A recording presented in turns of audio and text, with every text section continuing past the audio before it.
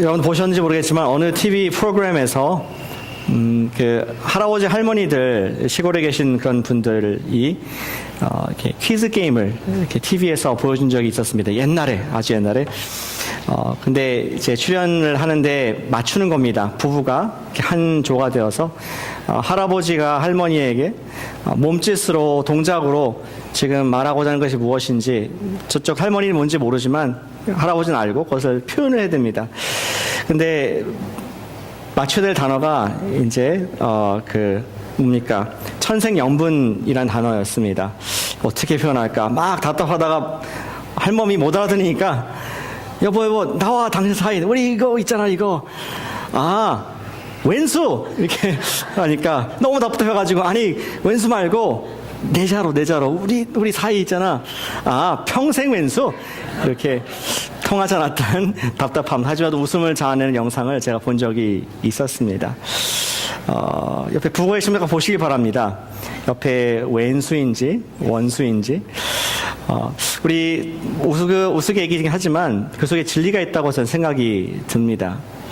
평생 살아가면서 가장 가까워야 될 사람인데 그 사람이 원수로 느껴질 수가 있다는 것이죠.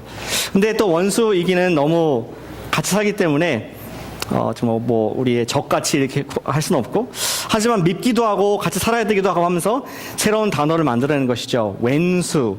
국어사전에 있는지 모르겠습니다. 왼수가 우리 가운데 있고 또 정말 사랑해야 할 수밖에 없는 그런 관계를 지칭하는 그런 신조어라면 신조어가 아닐까 잠깐 생각을 좀 해보게 되었습니다. 만일 우리 삶에서 우리를 힘들게 하는 모든 원수들이 왼수로 바뀔 수만 있어도 이 세상에는 많은 갈등들과 심지어 세상의 전쟁도 없어질 수 있지 않을까 생각을 해보게 됩니다. 예수님께서 산상수훈을 주신 말씀도 바로 원수에 대한 말씀입니다. 어쩌면은 가장 우리를 힘들게 하는 그런 관계성들 우리가 힘들게 하는 사람이 없을 수는 없는데 그 관계성들을 어떻게 해결해 나갈까 하는 우리 영적인 교훈들 하나님 나라의 원리를 주시는 말씀이 오늘 말씀이 되겠습니다. 오늘 말씀의 주제는 우리가 원수를 어떻게 대해야 하는가. 하나님 나라의 사람들은 하나님 나라를 추구하고 우리가 확장하기 원해서 그 나라에 살아가는 우리들은 원수를 어떻게 대하는 것이 맞는가.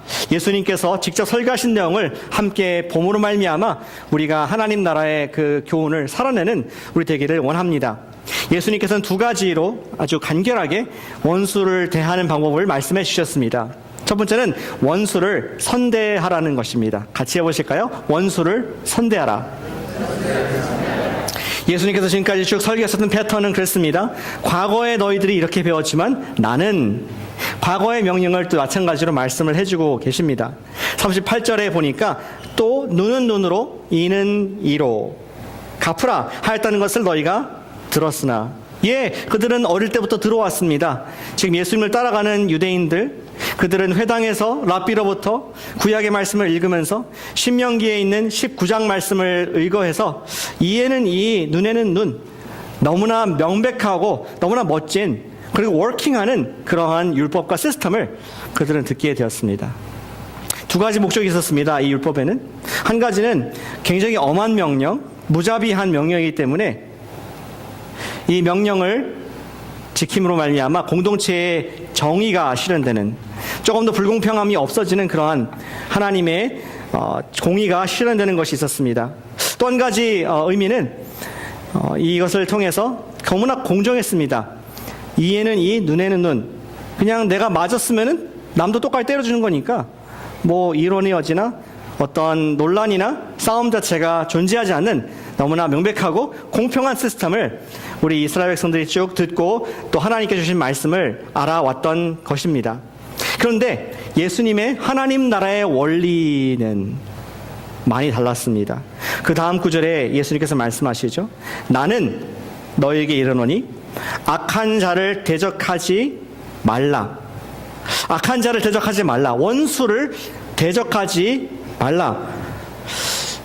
악한 자는 사탄을 얘기하는 것이 아니라 우리에게 누구든지 힘들게 하는 원수 같은 사람들을 말하는 것인데 구체적으로 대적하지 말라는 것이 어떤 뜻인지 나와 있습니다. 누구든지 오른뺨을 치거든 왼뺨도 돌려대며. 여러분들 뺨을 맞아본 적 있으십니까? 아니, 장난치다가 실수로 맞는 거 말고 악의를 가지고 일부러 고의성을 가지고 뺨을 맞아본 적이 있습니까? 저는 있습니다. 굉장히 기분 나쁘더라고요, 사실은. 군에 있을 때 좀 억울한 일로 이렇게 당했습니다. 나중에 그 고참이 굉장히 미안했습니다. 제대하고 만나자 그러는데 만나기 싫더라고요. 그리스도인이지만 용서했지만 한다고 말했지만 그냥 싫었습니다. 뺨을 안다는 것은 인격적인 가장 어떤 육체적인 가결, 이 느낌보다도 그 속에 있는 의미가 굉장히 불쾌하기 때문에 뺨을 안다는 것이 어려운 일입니다. 나쁜 일입니다. 근데 예수님께서는 오른뺨을 누가 악을 가지고 대적해서 때리거든 왼뺨도 때려달라고 돌려대라. 이것이 가능합니까? 또 예를 들어주시죠. 고발하여 속옷을 가지고자 하는 자에게 겉옷까지도 가지게 하라. 그 당시에 옷은 굉장히 값비싼 것이었습니다. 예수님의 속옷도 통으로 된 것이로서 병사들이 나눠 가질 만큼 굉장히 소중한 것이었죠. 근데 컨텍스트는 그렇습니다. 아마 예수님께서 로마 시대의 그런 병사들의 문화를 생각하지 않으셨을까 생각하는 사람들이 있습니다. 로마가 지금 예루살렘과 또 팔레스타인 지역을 다 점령한 그런 속국의 식민 지배를 하는 그런 나라, 제국이었습니다. 그래서 이 군사들이 자기들이 필요한 것이 있었을 때 뺏을 수 있는 권한이 있었어요. 어떤 우리 군대를 위해서 이것이 필요하다면은 유대인들이 가가지고 그냥 달라면은 줘야 되는 그러한 조금 불합리한 시스템이 있었습니다. 예수님께서 말씀하시는데 maybe 로마 병정이 당신한테 옷을 달라 그러면은 겉옷까지 줘라. 그렇게 무리한 말씀을 하시고 계신 것이죠. 마찬가지로 억지로 오리를 병사가 지금 군대에서 필요한 물품을 옮기기 위해서 권장한 당신에게 오리를 운반하도록 하면은 아예 그냥 심리를 가져라. 그리고 돈을 끄고자 하는 사람이 있으면은 돌려받을 생각하지 말고 그냥 내어주라 하는 이에는 이, 눈에는 눈. 그런 명령과 전혀 차원이 다른 힘든 말씀을 예수님께서 제자들에게 산상수훈에서 산상의 설교로서 해주고 있는 것을 보게 됩니다. 이 말씀 어찌 보면 어리석고 무책임한 그런 말씀처럼 느껴집니다. 이렇게 되면 사회의 정의가 어떻게 실현될 것이고 사람들이 특별히 예수님의 제자들은 다 바보가 되는 거 아니냐, 이러한 생각이 들 만큼 잘 이해가 되지 않는 말씀입니다. 그런데 여기에 대한 설명을 예수님께서 45절에서 우리에게 주고 계십니다. 밑에 내려가 볼까요? 이같이 한즉 하늘에 계신 너희 아버지의 아들이 될 것이다. 우리가 할 수 있는 근거는 무엇이냐? 너희가 하나님의 자녀이기 때문에, 하나님의 아들이고 하나님의 딸이기 때문에. 이것을 이렇게 돌려서 해석하면 안 됩니다. 우리가 그것을 하면은 하나님의 자녀가 된다, 이런 뜻은 아닌 것이 분명하고, 우리가 그렇게 하는 사람들은 하나님의 자녀로서 증명이 되고 그렇게 나타나게 된다는 것을 예수님께서 설명을 하십니다. 왜? 하나님이 어떠한 분이시기 때문에. 그분은 해를 악인과 선인에게, 비를 악인과 선인에게 불공평함이 없이 공평하게 모든 사람에게 주시는 그런 분이시기 때문에. 옛날 만화 캐릭터에 보면은 이 나쁜 일을 한 사람 머리에 구름이 있어가지고 비가 막 오지 않습니까? 이렇게 좋은 사람은 항상 잘 되고 나쁜 사람은 비가 오는 그런 하나님이 아니라 모든 사람에게 골든 스테이트 선, 캘리포니아의 아름다운 햇빛과 바람과 또 우리 건강을 주시는 그러한 하나님이시기에 너희도 그렇게 선대를 하면은, 원수를 좋게 대하면은 하나님의 아들, 하나님의 딸로서 그것이 표현이 되는 것이다 하고 예수님께서는 설명을 하셨습니다. 이것은 세상의 심리에 반하는 것이었습니다. 공평을 구하고 자기 유익을 구하는 세상의 모습과 정다른 모습, 반대의 모습. 그러나 주님께서는 우리에게 따르라고 하신 말씀은 모범은 세상의 모범이 아니지 하나님 당신의 자신의 모습인 것을 우리는 기억할 때 우리는 그분과 같이 악한 죄라도 대적하지 않을 수 있는 그러한 실마리를 얻게 됩니다.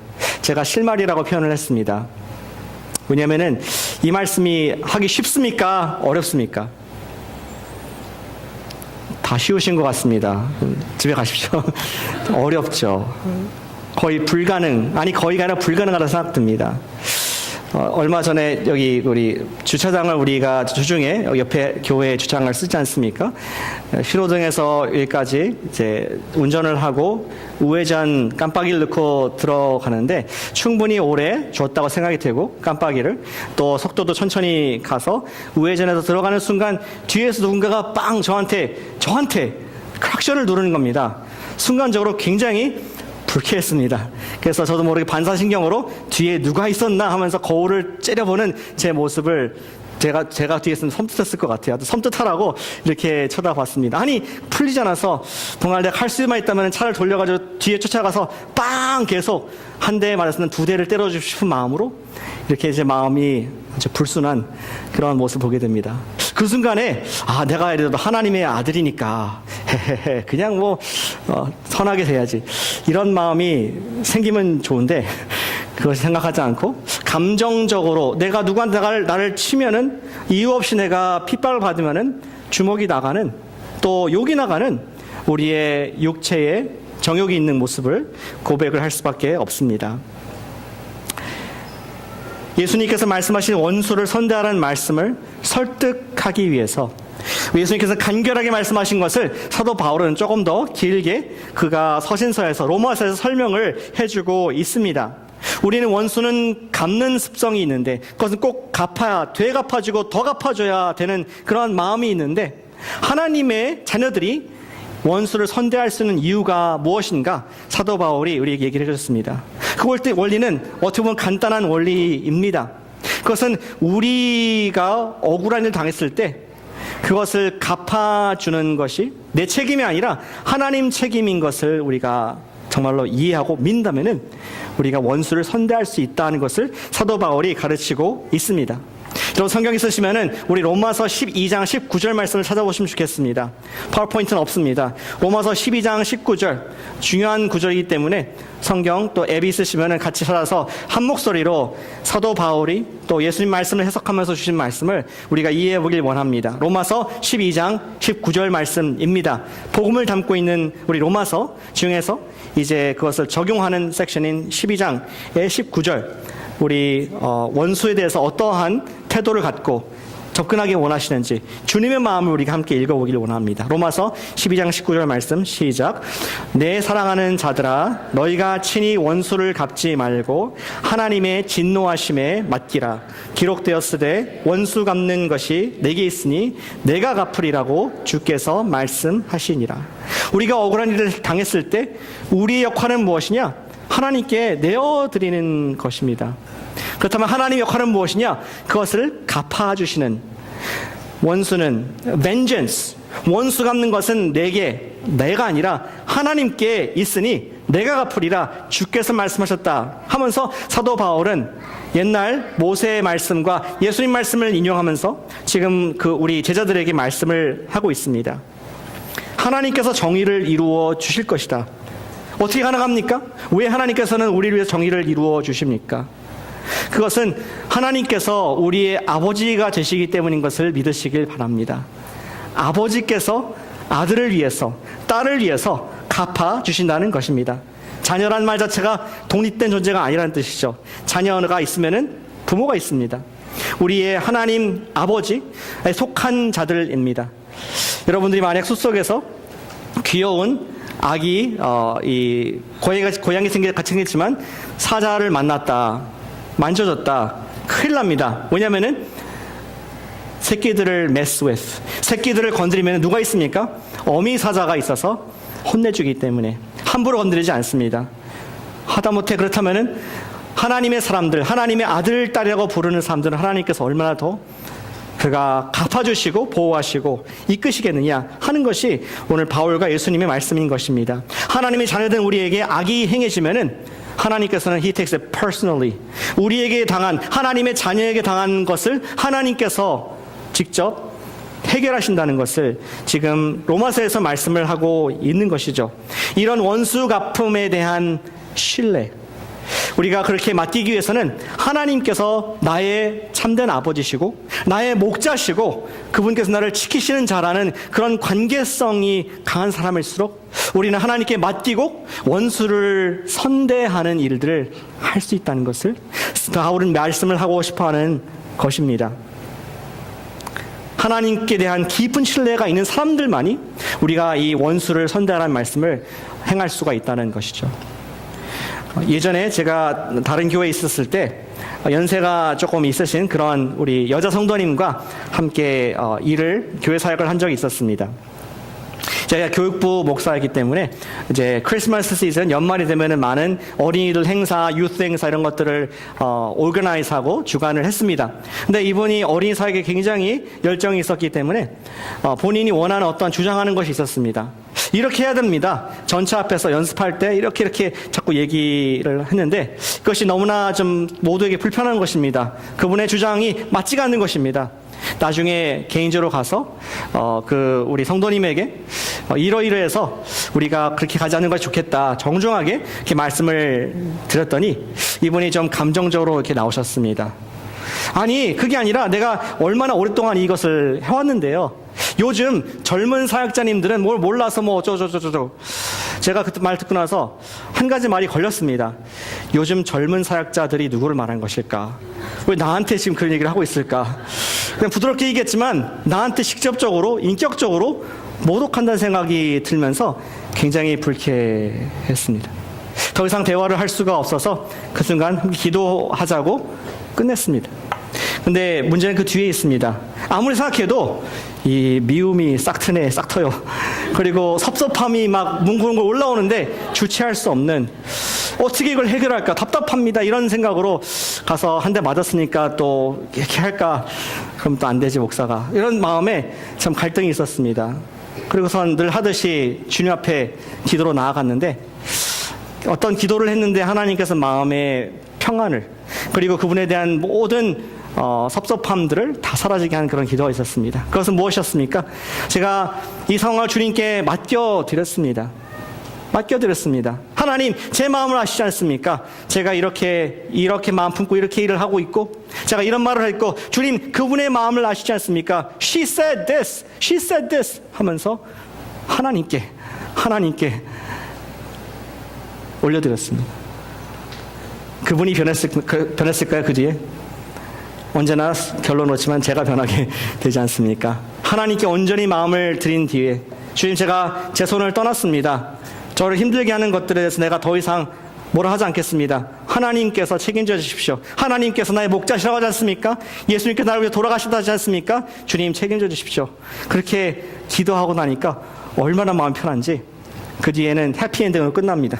정말 행사도 잘 치르고 그분과 조금도 앙금이 없는 그러한 관계로, 어떻게 된지 모르겠습니다. 그분의 마음 어떤지 모르겠지만 제 마음 바꿔주시는 그런 하나님의 은혜를 경험을 하게 되었습니다.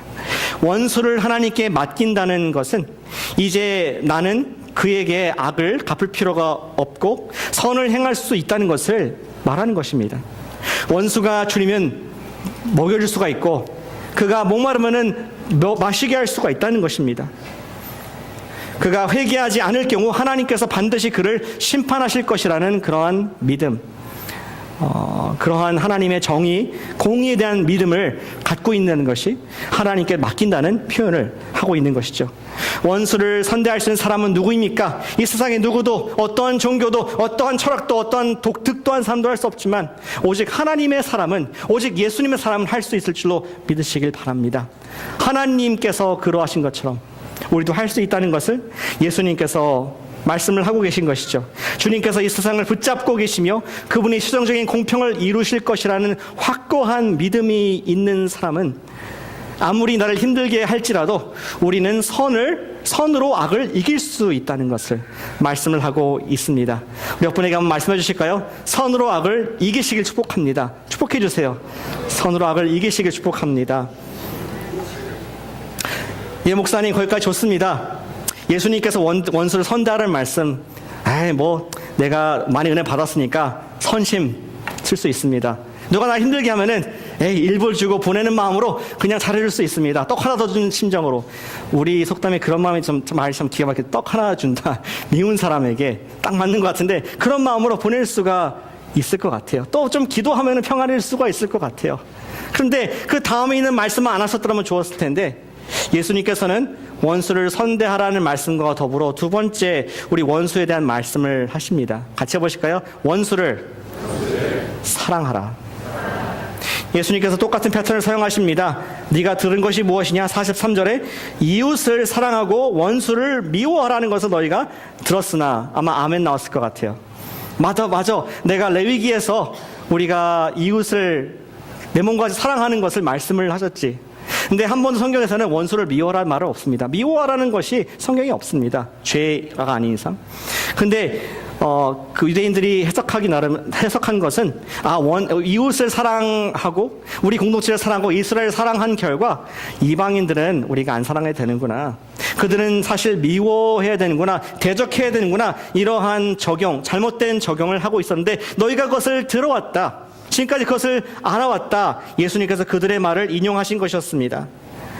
근데 44절 보니까 예수님께서 말씀하시기를 나는 너희에게 이르노니 너희 원수를 사랑하며 너희를 박해하는 자를 위해서 기도하라. 저는 이 말씀이 좀 굉장히 부담이 많이 됩니다. 여러분 어떠십니까? 아멘으로 막 웰컴, 역시 내가 듣고 싶었던 말씀이다, 이런 마음으로 막 통쾌하십니까? 원수를 사랑하라. 저는 어쩌겠든지 이 말씀이 지금 진심이 아니시겠지, 이런 마음으로. 여러분들은 한글 성경, 영어 성경이 있으시지만 저는 그릭 성경이 있거든요. 원어가 썼던 원어 성경이 있습니다. 이 사랑이란 단어가 뭘까? 그냥 사랑에도 여러 종류가 있는데 설마 그 사랑은 아니겠지. 예수님께서 그냥 지나가면서 그냥 잘해줘라 하는 것을 과장으로 사랑이라 표현했겠지. 이런 마음으로 단어를 봤는데 그 단어는 바로 아가페라는 단어였습니다. 아가페는 무엇이냐? 그것은 희생적인 사랑, 무조건적인 사랑, 자기를 내어주는 사랑을 말하는 것입니다. 예전에 베드로가 예수님, 부활하신 예수를 만났을 때 예수님께서 질문하시죠. 너가 이들보다 나를 아가페스메, 나를 아가파오, 나를 사랑하느냐? 그런 질문을 했을 때 베드로가 예스라고 담대하게 말 못하고 주님 아십니다. 너무나 그렇게 부담스러운 사랑이지만 제가 사랑하는 마음, 아가페하는 거 아시지 않습니까? 그때 나온 단어를 예수님께서 쓰신 겁니다. 원수를 아가페 하라. 원수를 한번 그냥 선심 쓰는 것이 아니라 희생적으로 마음을 다해서 예수님께서 나를 사랑하신 것처럼, 그리고 어쩜 우리가 예수님 사랑하는 것처럼 이웃을 사랑하는 게 아니라 원수를 사랑하라는 엄청난 말씀, 받기 힘든 말씀을 여기서 하고 계시다는 것을 볼 수가 있습니다. 어떻게 원수를 아가페 할 수가 있을까요? 그것은 우리 관점을 보면 도저히 이해가 되지 않는 그런 말씀입니다. 그런데 언제나 그렇듯이 우리가 하나님 관점에서 원수를 보면은 이해가 될 수 있습니다.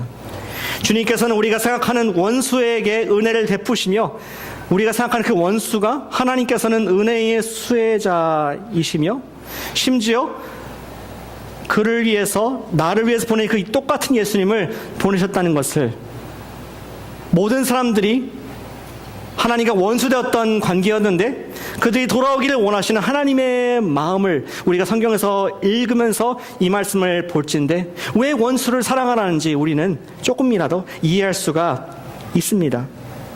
예수님께 사랑하는 그의 원수들을 우리도 사랑할 것을 말씀하시는 그러한 하나님 마음이 담긴 명령인 것을 우리는 어렵지 않게 볼 수가 있습니다.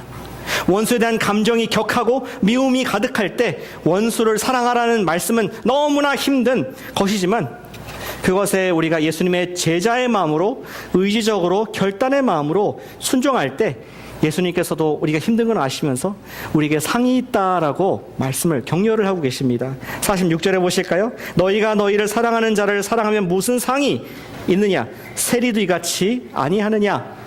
반대로 얘기하셨지만 우리가 뒤집어 보면은 우리가 이웃이 아닌, 우리의 친구가 아닌 원수를 사랑할 때 하나님께서 주시는 상이 있다. 하나님의 인커리지먼트를 지금 말씀하는 것입니다. 하나님의 상급이 있다.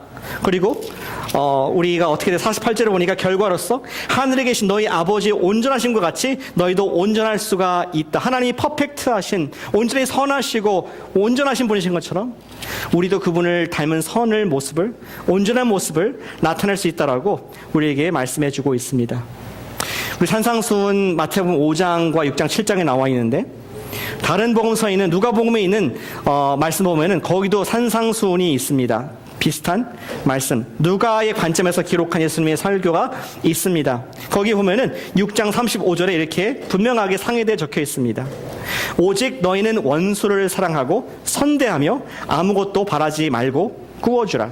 비슷하죠? 그러면 너희 상이 클 것이요 또 지극히 높으신 이의 아들이 되리니 그는 은혜를 모르는 자와 악한 자에게도 인자하시니라. 너희 아버지의 자비로우심과 같이 너희도 자비로운 자가 되라. 사랑하는 여러분, 우리 주님의 마음이 느껴지십니까? 이 말씀이 순종하기 어려움을 아시고 상을 언급하시고 아버지의 성품까지 언급하시는 예수님의 격려를 우리는 읽을 수가 있습니다. 이 모든 것이 우리에게 원수된 그 사람, 하지만 예수님의 입장에서는 사랑하는 그 사람, 그를 구원하기 위한 하나님의 방법인 것을 제자들은 우리에게 하나님의 나라의 원리를 말씀해주고 있는 것입니다. 그 원수가 우리에게 이 세상에 잠시 어려움을 주고 핍박을 줄 수가 있습니다. 뺨을 맞을 수도 있습니다. 내 경제적인 손해를 줄 수도 있습니다. 내 가족에게, 나에게 피해를 줄 수가 있습니다. 이 세상에 사는 한. 그러나 그 원수가 하나님과 원수가 되었을 때 그는 영원히 형벌을, 지옥의 형벌을 면하지 못한다는 것을 주님께서는 보시고 계시기 때문에 우리에게, 제자된 우리, 예수님을 따라가고자 하는 우리에게 말씀하시기를 내 형제를, 내 자매를 불쌍히 여길 수 있겠느냐, 그를 사랑하지 않겠느냐, 내가 목숨 버리고 사랑한 그 지체를, 사실 너에게는 원수지만 나는 계속 인내로서 사랑하는 그 사람을 너가 아가파어 사랑할 수 있겠느냐. 제자들과 저희에게 권면하시는, 아니 명령하시는 예수님의 목자님 음성을 들을 수가 있다는 것입니다. 만약 당신의 원수가 예수를 믿는 자라면은 그도 구원은 받겠지만 불 가운데서 구원받은 부끄러운 구원을 받을 수 있다는 것을 우리가 생각할 수 있습니다. 그러면서 주님께서는 우리의 원수들에 대해서 그들이 회개하도록 자비하라는 말씀을 우리에게 해주고 계신 것이죠. 저는 원수 사랑에 대한 이야기를 할 때 항상 생각나는 그런 20세기의 인물이 있습니다. 여러분들도 몇 차례 들어보셨을 수 있는 우리 짐 엘리엇 선교사였습니다.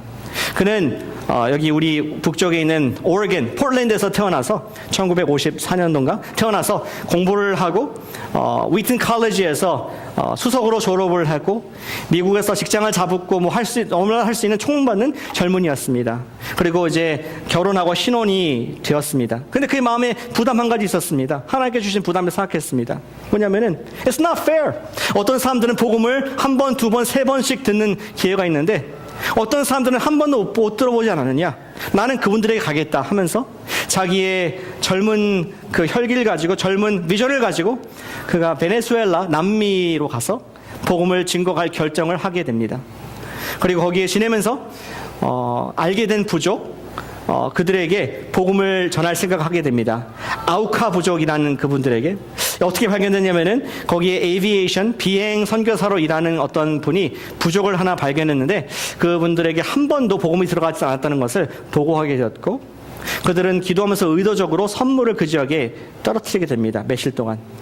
그러고 나서 기도하면서 5명의 우리 젊은 선교사들이 지역에 들어가서 해변에 텐트를 치고 전도할 준비를 하게 됩니다.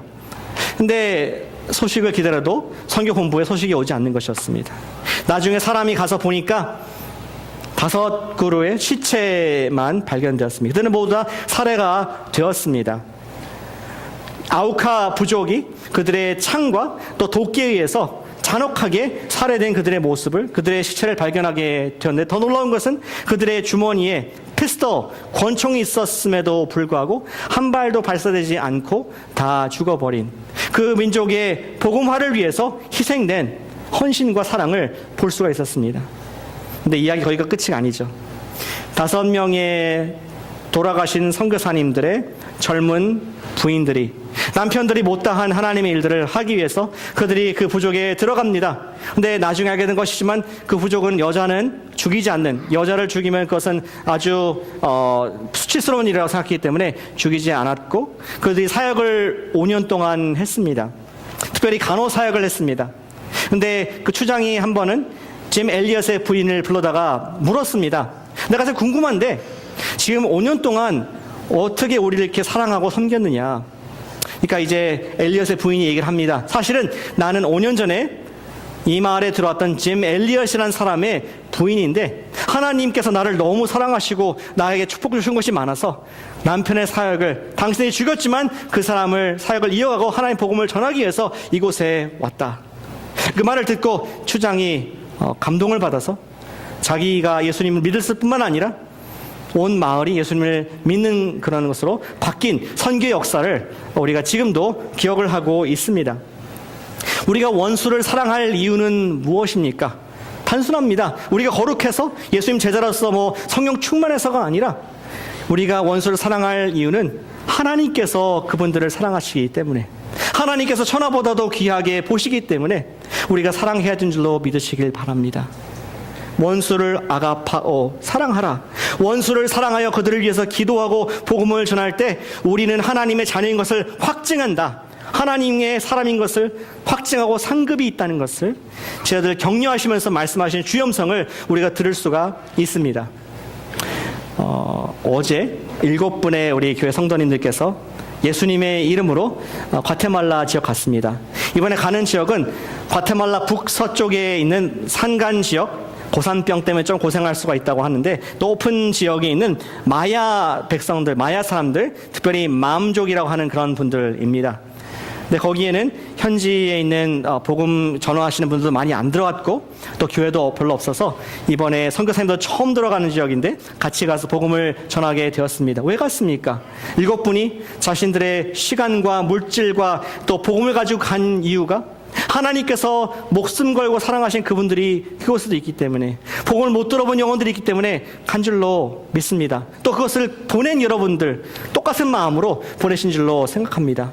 우리가 이렇게 전혀 얼굴도 모르고 상황도 모르는 민족, 마음족에게 사람을 보내고 또 가고 기도할진데 하나님께서 바로 옆에 주신 우리 삶의 그런 환경 속에서 주신 옆에 있는 원수, 아니 왼수, 옆에 있는 힘들게 하는 분, 옆에 있는 가족들, 그분들을 사랑하는 것이, 아가페로 사랑하는 것이 마땅하지 아니하냐 하시는 주의 음성을 우리가 들을 수가 있습니다. 사랑하는 여러분, 우리가 먼 곳에 있는 사람도 사랑하면서 하지만 가까운 우리 가족들, 예수님께서 말씀하신 원수들을 사랑하여서 우리 그러할 때 하나님의 아들과 딸을 스스로 확증하고 매일매일 나갈 수 있음을 믿으시길 바랍니다.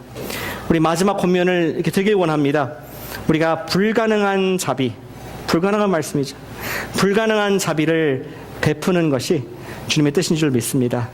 옆분에게 정말 사랑의 어린 눈으로 진심 어린 말로써 천천히 말씀해 주시겠습니까? 정말 나는 못할 수 있지만 당신은 불가능한 자비의 주인공 되십시오. 이렇게 말씀해 주시길 바랍니다. 부부끼리 더 가까이 이렇게 해주시기 바랍니다. 불가능한 자비, 하지만 사람에게 불가능하지만 하나님께 모든 것이 가능한 것을 믿는 믿음 가운데 우리가 그렇게 살기를 축복하고 그렇게 결단한 여러분들을 축복합니다.